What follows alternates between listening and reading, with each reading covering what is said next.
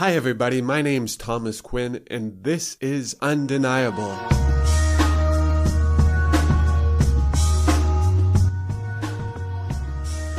Hi everyone, how are you doing? Are you staying healthy? Are you staying sane?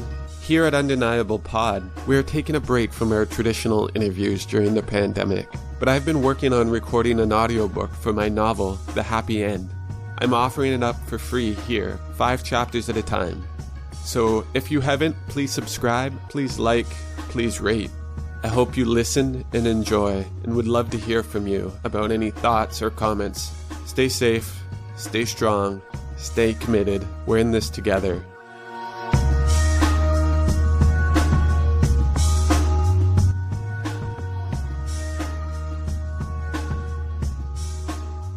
The Happy End by Thomas Quinn. Chapter 16. Horace woke, thankful to be still alone.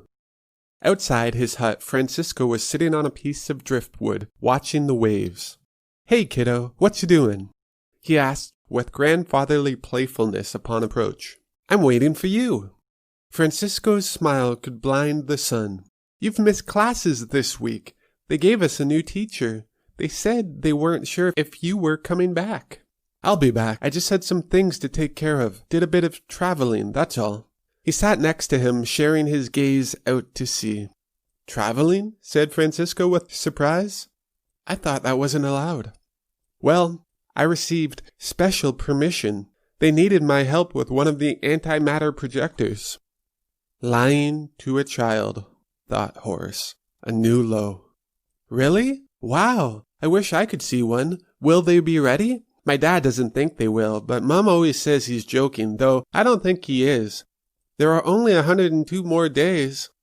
They will be ready. Don't you worry. They were just asking me to check on the energy sources. Everything is going ahead of schedule." "Then, will you be in class tomorrow?" His smile was instant joy. "I'll be there." "Good." Francisco stood laughing and spinning circles in the loose sand. "Then I don't have to do Mr. Rodriguez's homework." He ran without a goodbye, not wanting to hear anything that might go against this declaration. Empty of ambition, Horace decided to go to the gardens, even though his usual shift was already halfway done. He walked his normal route to the medicinal plants greenhouse in higher spirits, thanks to his conversation with Francisco. When he passed a sign he had never seen before, it unmistakably read, Greenhouse 3.14, with no further description. After closer investigation, there was no greenhouse. It appeared that the sign was of no merit and served no purpose. But who put it there? Horace searched for something more, and as if a detective from one of the mysteries he read as a child, he began searching the surrounding area for clues, but there was none. He tried to dismiss it as a random coincidence, but this didn't sit right with him. He went to seek the regional head in charge of the greenhouses to demand an explanation. But she too seemed dumbfounded, and after going over the work schedules, inventory, blueprints for the greenhouses, and any other possible information at her disposal, she could only suggest for Horace to show her where it was. Horace led the way, determined to get to the bottom of this sign business. He arrived back at the spot where it had been, but there was no sign. It was right here. The greenhouses were built in parking lots, the lost meadows of capitalism. And the assistant regional head of agriculture looked around confused. They were behind the third greenhouse and in front of the fourth, but there was no sign. The concrete was undisturbed. "Are you sure this is where it was?" "Yes, I'm sure. It was right here." His frustration wasn't necessarily meant for the assistant regional head of agriculture, but she was the one to take the brunt of it. Horace searched for the culprit playing a trick on him, but there was no one around. The afternoon shift still had an hour before it would break. Everyone was working inside or still out in the fields. "Where is it? I swear it was right here." "Maybe it was in another spot," suggested the assistant regional head of agriculture, trying to help Horace save face.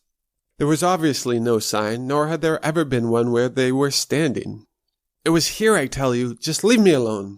The assistant regional head of agriculture left with a slight shake of the head and a few muttering concerns. The sun was sinking when Horace returned to the beach. He had spent the remainder of the day walking around the gardens, seeking any mysterious beings responsible for tricking him. But his search came up empty. Sitting on the same piece of driftwood, he watched as the Pacific swallowed another one of his days, wondering how many were left. He began thinking that he had turned a corner in life. Perhaps it was just one of the terrible consequences of getting old. He could no longer trust everything he saw. But there was more to it. He knew it. The note, 3.14. And yet, he couldn't decipher the message. Infinity?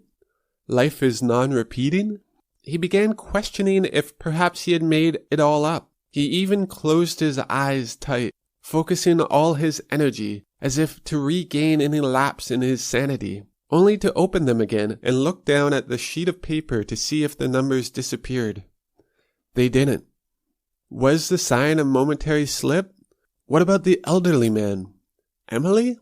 Horace felt the back of his head to prove the goose egg, though substantially lessened, was still there. But was it? Horace had only the moment, and with each passing one, he was forced to question the validity of the last. Could it be that he had merely created it all? He closed his eyes and held them closed, imagining that perhaps none of this was real. He imagined that the last 2 years were nothing more than a long and elaborate dream. He envisioned opening his eyes again to find himself in bed, seconds before the alarm, Samantha tucked under his arm, her breaths uninterrupted as a slight rumbling snore escaped from her bosom. Or worse still, he thought that he might wake in a nursing home, forgotten with the other abandoned men who had once ruled the world, listening to a tape of ocean noises amidst the ignorance of his dementia. 2 days passed with these calculated thought experiments, thinking of his continuing life as if just another equation to solve. But it was of no use. There were no answers. On the 3rd day, he decided to become proactive and sought out Ahmed. He boarded a chartered plane reserved for the members of Greek Symbol and flew to Croatia, where Ahmed was said to be handling the latest of a series of hitches in the production of the antimatter projectors. Herman Glover, who had once been the #1 microbiologist in the world, now acting as Ahmed's right-hand man, greeted him at the airstrip. Herman was well aware of the rumors surrounding Horace's health and seemed to tiptoe around any mention of it with civility. He had won the Nobel Prize for his series of organisms able to convert oil spills, then plastic, and finally toxic waste into raw carbon and energy. Horace was also nominated. However, he had never won. His X series was incomplete, and when it was... "Good flight?" asked Herman. "Yep." "Chile still treating you all right?" "Yep." "You've got a nice tan." "Lots of sun." "Good. Everyone needs their vitamin D." The conversation continued like this for 18 agonizing minutes, until they arrived at the construction site. Horace never asked what the problem was, and Herman felt no need to indulge. Ahmed came to greet them when the limousine stopped. He opened the door, embracing Horace as a lost brother, maintaining an air of aloof superiority, having grown to fit and accept his role as leader. His voice boomed greetings to Horace and Herman, even though Herman was only gone a half hour. Horace recognized this placated tone at once. It was the same voice he had once used before the reality of the new world crushed him. "Can we go somewhere and talk?" asked Horace, vehemently opposed to sharing Herman's audience for 1 second longer than necessary. "Of course. There is no need to stay here. Just a little hitch is all. Everything will be ready in time." Ahmed's voice was already tearing at Horace's inseams, and once behind closed doors, he let it known. "Cut the shit." "Why, Horace, what do you mean?" "You know what I mean." His stare said what his voice didn't have to. And with that, Ahmed dropped the facade. "Tea?" he poured 2 cups and went to the porch, motioning for Horace to sit in one of the 2 seats. So. Yes, so. Are you going to tell me why you're here, or am I supposed to guess that as well? Horace got to the point. Has anyone approached you? What do you mean? Like ex-CIA or KGB or something like that? No, not them. We kept them happy. Then what do you mean? Ahmed was staring at Horace in a manner that didn't suit him. He knew that there must be rumors circulating about him, his mysterious absences, his rants on antimatter, and now this missing sign episode. He knew what Ahmed was thinking, but he was in no mood for placation. I mean, has anyone approached you with a type of warning?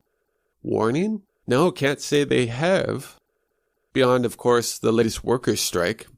Strike? Horace hadn't expected this. Oh, it's nothing. He stalled. They're just spooked is all. What is all this? Why hasn't anyone told me about it? No concern. Everything is back to normal. Again, it was Horace's stare that pried Ahmed's lips. It seems that one of the crews found a boar out in the woods and killed it to cook for dinner one night. Well, when news got out about it around the communities, the other crews refused to work until they too got one. You know how they are. How is everything going? Fine, some hiccups here and there, but everything's going ahead. And morale? Well, that's a bit of a different story. It seems that the majority of people are happy for the most part, but there is a lot of restlessness. Some workers have asked to work double shifts. Others don't want to work at all, no matter what job we give them. They complain about the food, then we change it, and they want the old stuff. They've begun to fight each other. Sometimes it's over questionable calls in football, or it's a girl, or a guy. It doesn't matter. I just don't know how to please them. It seems that no matter what we do, they're not content. Now that they believe in the antimatter projector's ability to save them, they're right back to the same petty squabbles as before. And you? Oh, I'm fine. A little haggard, but all in all, I'm doing well. What about Nancy? She's never been happier. As long as she gets to go around letting people know who I am, she'll be as right as rain. He finished his cup of tea and poured another cup, noticing that Horace hadn't touched his. But I can't help thinking that after 2 years you've suddenly got an interest in these minimal details. What's really on your mind? I'm having a hard time of late. It's just that I don't know. Horace stood to walk around the porch, trying to allow his thoughts to flow, but they wouldn't. He wasn't sure if he should tell Ahmed, or even what it was that he wanted to tell him. What is it? I just needed to get away for a while. I don't know, I'm beginning to think that Chile might not be the right place for me anymore. I've had thoughts about going home. You mean to Oregon? Yeah, back to my house. This had not occurred to Horace, but as he said it, there seemed to be some sense to it. I think it would do some good to get away for a little time to myself. I was thinking of maybe even writing my memoirs. This too had never occurred to him, but seemed like a practical and proactive thing for him to do with his free time. I just wanted to make sure you have everything under control, and it looks like you do. He sat back down. Well, there is one thing. Ahmed's tone lost any authority. There's been talk of sabotage. What? I know, but I've heard talk from a lot of the heads, and it seems to be widespread across the continents. But why would they want to sabotage the only thing that can save them? See, that's just it. They don't want to be saved. Since the first reports, I've had a task force working on gathering intelligence, and it seems to be rooted in leftover religious thinking. They believe this is a type of judgment day, and that we are merely sinners trying to starve off our day of reckoning. Sweet Jesus! Yeah, my thoughts exactly. They couldn't help but chuckle. It makes you think that the man who cut off his penis might have not been too far off. Do we really need more humans? Again, they had a good chuckle at the expense of others. This was a common theme amongst Ahmed and Horace, and most of the heads, unable to fathom the ignorance of the common man. I trust you've upped security, and well, in all honesty, let them try. Whatever they do, we can swing it like we planned ahead, and have enough backup systems in place to still erase the RP. Exactly. I just thought you would like to know that God isn't quite dead. It was good to laugh.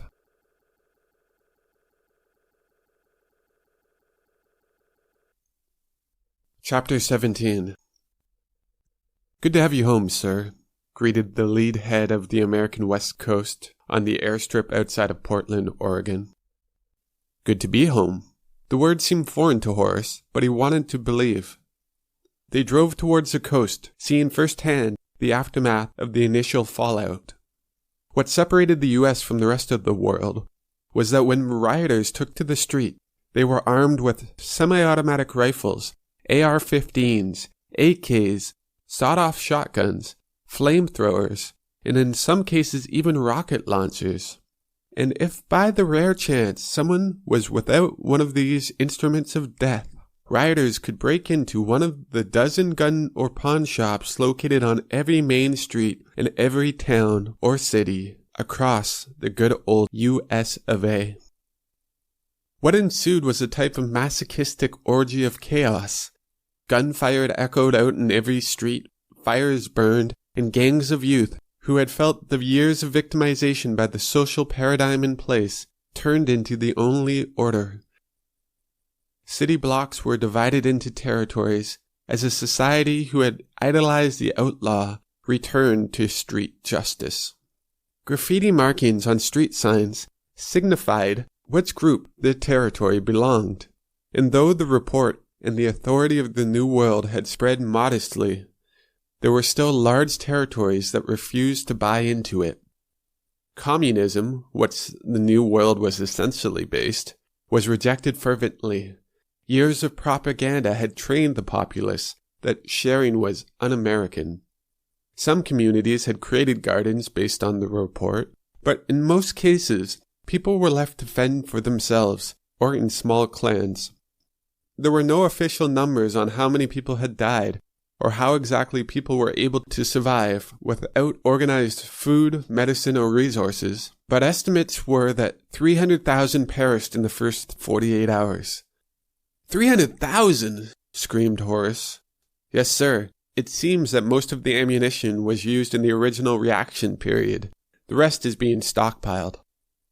My God! Why didn't anyone tell me? I'm sorry, sir, but I don't know. My orders were to create a list. I sent my original report to Dr. Yasevi's office, but never received a reply. And what about the antimatter projector? It's in Hawaii, sir. With conditions as they are, we thought it best not to risk it. There's another one in Puerto Rico, but none on the continental soil, unless you count the one in the Upper Canadian Territory. All right. Horace choked down his thoughts of guilt and self-loathing.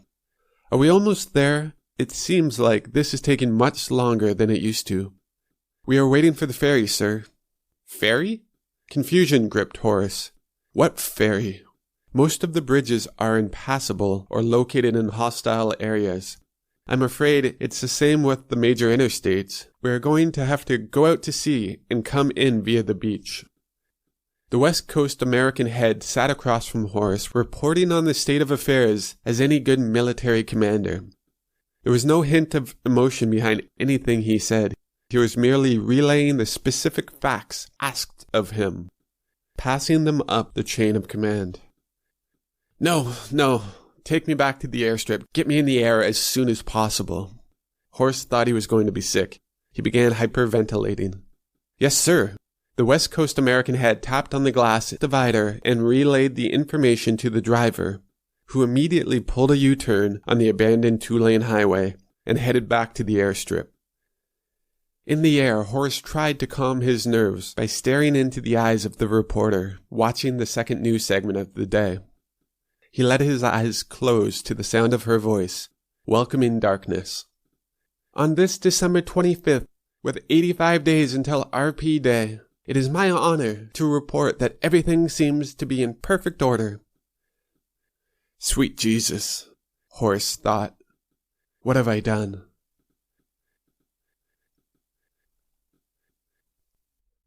Chapter 18. Horace never thought he would be so happy to see his little hut again. It brought relief from the horrid thoughts that plagued his return from the U.S. Everything was still in order. There were no hidden men, there were no mysterious letters or signs. Everything was as he left it. And for a second, his face held a smile, but he was haunted by a number. 300,000 dead. He couldn't close his eyes without seeing the faces of all those acquaintances from his lost life, wondering how many had fallen victim to the chaos he had created, and for what. Horace woke the next morning almost relieved to see the face of Michael, the driver of the elderly man, sitting in the hut across from him. They exchanged smiles before the driver stood and allowed for him to get dressed. Once outside, he noticed the elderly man wading through the morning surf. The tide was low, and from the distance of the hut, he looked like a little boy playing in the new day. Again, they shared smiles as the driver pointed him out, as if he were sharing the experience his position would never allow. He then went back to watch over the limousine, which had attracted a small crowd of curious onlookers. He continued to watch as an unsuspecting wave came in behind the elderly man, soaking him up to the waist, causing him to turn towards Horace, running with a mix of laughter and obscenities. "Truly the great equalizer," shouted the man as he came running up, thankful his cigarettes didn't get wet, lighting one to catch his breath. "You know, we had to fight for centuries to keep these legal." The man took what looked to Horace a most gratifying first drag from his smoke, burning a quarter of the cigarette to ash before exhaling. "Better than sex," he exclaimed to a restricted cough. "I'm sorry for your wife," Horace added snidely. "Ha, don't be. She's got plenty to keep her satisfied. She'd tell you the best part of owning a pool is the pool boy." They both had a good laugh at this before Horace remembered that he was supposed to dislike this man. "You're in pretty good spirits today, Dr. Newsom. I wouldn't have thought you'd be so chipper." "And why is that?" "Not everyone can smile after finding out they were personally responsible for killing 500,000 people. I was told 3. Death tolls are like financial losses. Always report 40% low."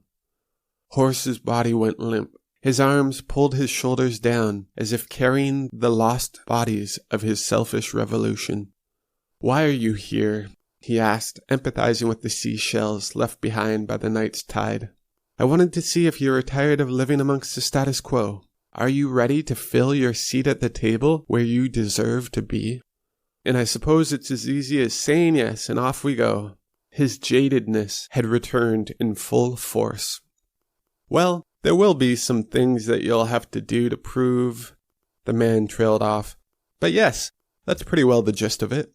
Michael is waiting. We could be in the air in a little under an hour." "Michael, eh? He doesn't look like a Michael." "Oh, him. Well, he'd tell you that it's Dick or some god-awful name, but he doesn't care." The man turned from the driver, never giving him another thought. "All my drivers are named Michael. Saves on miscommunication." "And what do they call you?" "What they are told." His eyes narrowed to a threatening glare, only to lighten again with a mischievous smile. "But you can call me Joe." "Then let's get to it, Joe." "Excellent, my boy." The elderly man threw an arm around Horace's shoulders. "I knew it was only a matter of time. I can only postpone destiny for so long." A new driver of Middle Eastern descent waited on the airstrip after the 8-hour flight, who Joe addressed emphatically as Michael, as if to prove his point. "Did you know there was a time not too long ago when this was only sand? Ha! Now look at it." Dubai, since its neo-conception, was known for its unrestricted economy, perpetual growth, and tax havens. In the wake of the New World, the rest of humanity was concerned with phrases like imminent death. Dubai had not faltered. Quite the opposite. It grew bigger and stronger. With the abolishment of the global monetary system, the black market became formalized, and as the limousine drove through the busy market streets, Horace could see that business was booming. "This is the true free market, my boy." Joe slapped Horace on the knee in excitement. Joe seemed rejuvenated. Whenever the limousine was forced to slow, people came up to the window to try and sell goods, ranging from bread and flour to fully automatic guns or hand grenades. But with the sight of Joe, the merchants stopped in awe, transformed on the spot, as if they'd seen a ghost, only to return to their friends and anyone else around to tell of who they had just seen. Horace tried to make out the phrases they were shouting, but he couldn't understand. Rather, he watched Joe out of the corner of his eye, thinking that perhaps he was in tune with something greater than he had originally allowed himself to believe. They arrived at the base of an 87-story structure, which in comparison to the others around seemed average.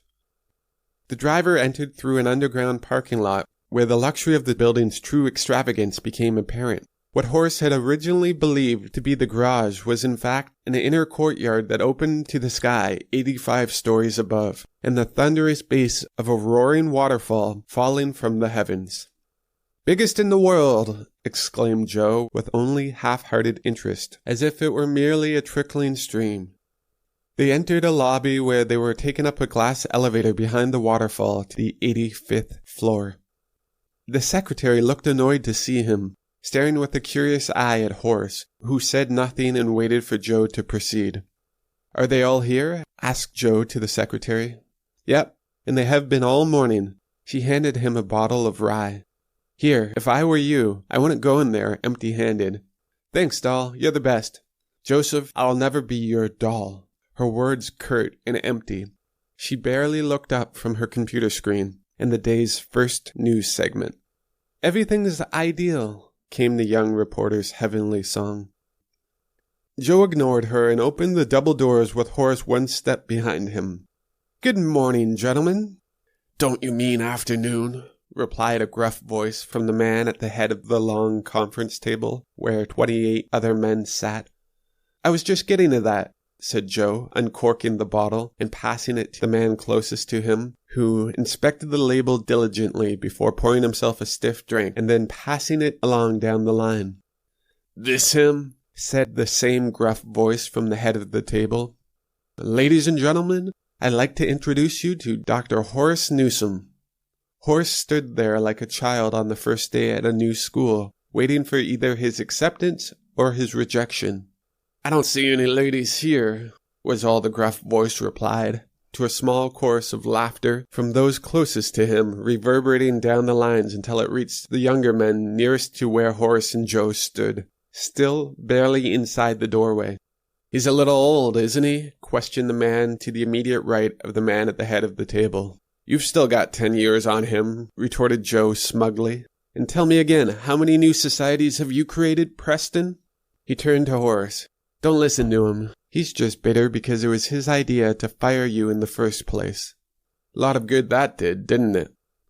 "Shut up, both of you," ordered the gruff voice. "So you want to know how the world really runs?" Horace was silent until Joe nudged him with his elbow. "To be honest, I'm not sure what I'm doing here." "Ha! Honesty, eh? Well, that's a good place to start. I'll have to learn to quit that." Again the room broke into a subdued yet choreographed display of laughter. "So this is your guy?" asked the gruff voice to Joe, who stood beside Horace as if he were a trophy. "So be it." And with that, Joe flashed a quick smile and turned for the door, and Horace followed him out obediently. They passed by the secretary, who was now playing Free Cell on her computer, and paid no attention to them as they got back into the elevator. Horace didn't speak until they were once again on their way down. "Well?" was all he managed, still unsure of what he had just witnessed. "You heard him." "Heard him say what?" "He gave his consent. You're in." "What do you mean I'm in?" "You are now part of the oldest brotherhood time has ever known. A brotherhood so vast and powerful that there has never been a decision of any importance made without at least some input from one of its members." And what?" Joe slapped him on the back as if he had already done everything to perfection. "Let's get you home. You hungry?" "I'm famished."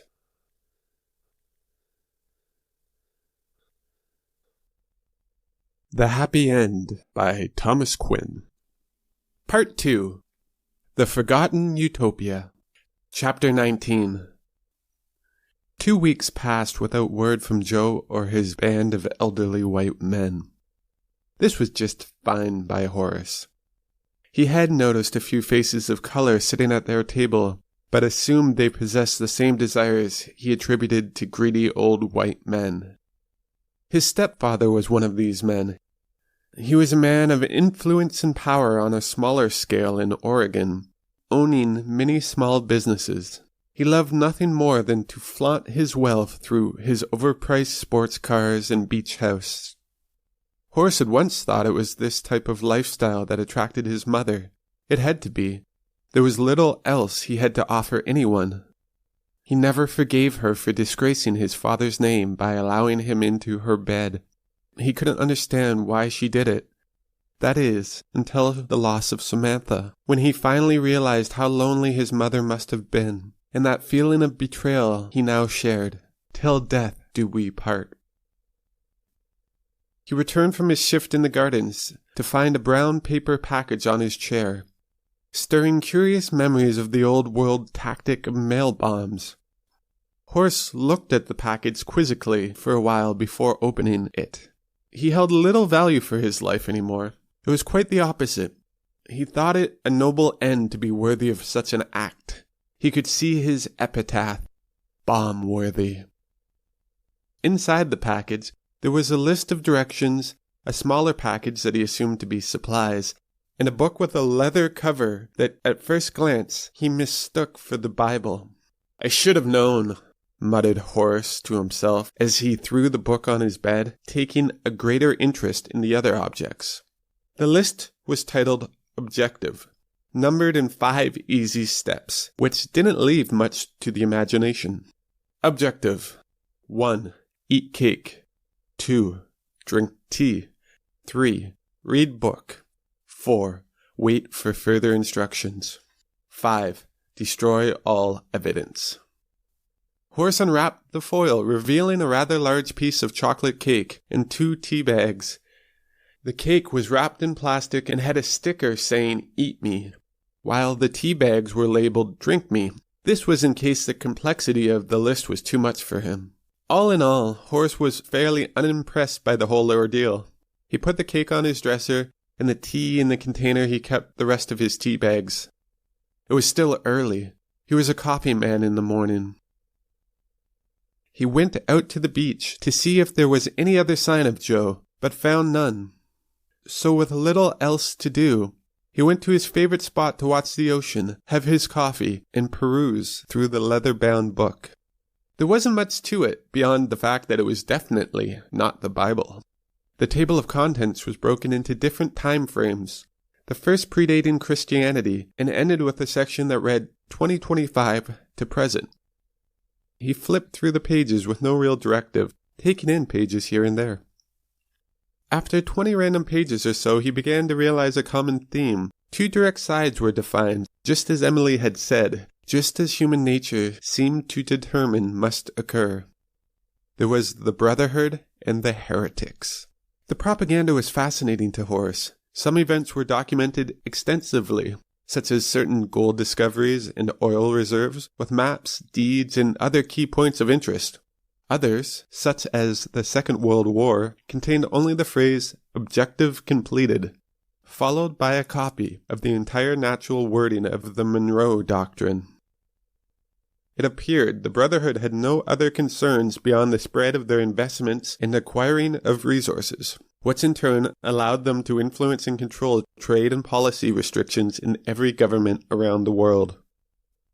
Horace was intrigued, but lacked enthusiasm.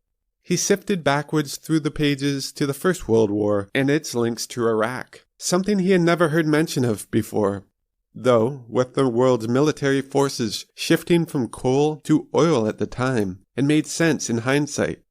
But there was little else he recognized, beyond mention of Archduke Ferdinand, a name he remembered from his studies as a youth, but who was described simply as heretic, accompanied by a list of his daily schedule and outdoor appearances. This was the section he was reading when Francisco came out of his hut snacking on the cake from the package. "You weren't in class again," said Francisco, offering Horace some of the cake. "I'm sorry, but I don't know if I'll be coming back to class. At least not until RP Day. I haven't been well of late." "This tastes funny." Horace suddenly realized what it was that he was eating. "I doubt they're very good cooks." "What? Who?" Francisco asked, confused. "Oh, never mind. He put down the book, having lost interest. Just a friend or something like that. Is it really bad? No, it just tastes funny. Francisco started to giggle as he offered Horace some again, only to take it back at the last second and eat it. Horace forgot about the Brotherhood and the heretics and the twisted history they had a hand in shaping, choosing instead to share the moment with Francisco. The rest of the day was spent walking the coast, answering the questions of an inquisitive child, and trying to keep pace despite his aching joints. And as the sun began its beautiful descent into the Pacific, he said his goodbyes, happy, without a thought that it would be their last.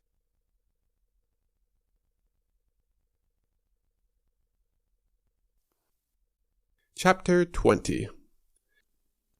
The meeting took place 3 weeks prior to RP Day in Vienna, at the former residence of the new United Nations.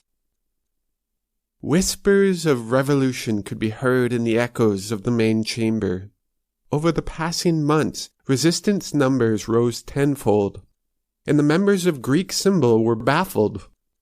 Their flaw was trying to decipher this through the lens of logic. The resistance wanted death over life, a gambler's attitude that was hard for most of the heads to grasp. They could not fathom giving up this existence for anything, let alone based purely on the faith of an afterlife that could never be proven. To address these concerns, Ahmed called a mandatory meeting of heads, the first such meeting since Horace had originated Greek Symbol 3 years prior. Horace was in attendance, and as desired he sat to Ahmed's right. Though he wished to remain out of the proceedings, his hands were already dirty enough. He simply stared off blankly, sipping tea, and whenever presented the chance, snuck outside for a quick smoke from his pipe. He was smoking a lot lately. He felt it the only way to calm the reality of his continuing life. Each time he heard news of the latest suicide or attack against workers at an antimatter projector, he secretly reveled.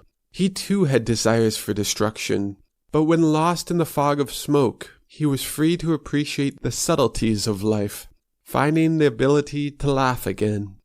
And if ever he felt the weight of the world coming down on him, he would think of young Francisco's smile, which could always lighten the darkest corners of his mind. This was where Horace's thoughts remained as the meeting came to order, causing a murmur through the crowd. They looked to him smiling, with a blissful glint in the eye, believing that he knew of some new plan which was sure to save the day. Ahmed had little in the way of a plan. Horace watched him walk to the podium, his hands shaking, just like the day he had created him, and was unable to withhold the laughter climbing inside. He let out a single "ha!" before restraining himself. The heads, especially those who were new to Greek Symbol and truly believed that a rogue planet existed, murmured disapprovingly. They believed that the world's mortality, especially their own, was no laughing matter. It seemed to exasperate Ahmed's nerves further. "Please, everyone, come to order," he began as if a prepubescent boy, his voice squeaking just when he needed it most. "There is no secret why I've called you all here today. We need to address the growing concerns and the possible threat against our organization and our way of life." Horace was no longer listening. He was still fighting the laughter bubbling inside. He had heard this speech before. It was the same speech by every head of state ever faced with a problem they would resort to force to resolve. It didn't matter what justification or pretense. It was us versus them. Horace knew the answer to their troubles. He had written it out for Ahmed on the very same napkin he had first sketched the antimatter projectors. They had to raise security, which would call for more security personnel, giving the disenfranchised a new task to keep them busy. And for those causing trouble, transfer them to one of the offshore projectors, isolating them from the masses. But there was also the need to have something in the way of a celebration, some grand event that would boost morale, and with the completion of the antimatter projectors, it would give them something not only to look forward to, but would pave the way to life after the threat. And finally, they would need a new threat. It was simple. There needed to be new goals, new incentives, and in short, a new world. It was this realization which caused Horace to lose control of his laughter. He broke out between gasps for air. "The new world! Rally behind us! It'll be grand! A life worth living!" He stood without looking at Ahmed, but felt his stare, along with the eyes of everyone in the room, leaving through the side door where he instantly lit a match for his pipe, but was thwarted by the wind. Just then, an arm reached out with a lighter, holding it with a cupped hand. Horace looked up to see the spitting image of who he thought to be Sir Isaac Newton. "Jesus!" he shouted in shock. "Not quite," answered his smiling companion. Horace turned, as if in search of a witness, but when he turned back he was alone. At first he thought he had imagined the whole encounter, but in his hand was the lighter. It was perfectly white, with black numbers repeatedly written across it in sequence. He didn't have to examine it. He already knew what numbers were written. 3.14, 3.14, 3.14, 3.14, 3.14.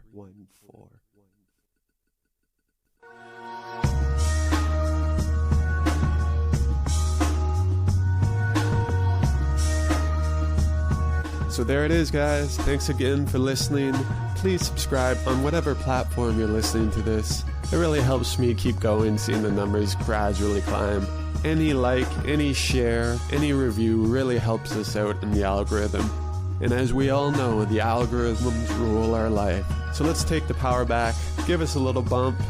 And if you're looking to get in contact with me, you can reach me at UndeniablePod@gmail.com. If you're looking to get on, if you have some suggestions, or if any personal insight on the struggle that you guys face as artists, I'd love to hear from you. I might even pick a couple to read on the next pod. So thanks again. I'll talk to you again next week.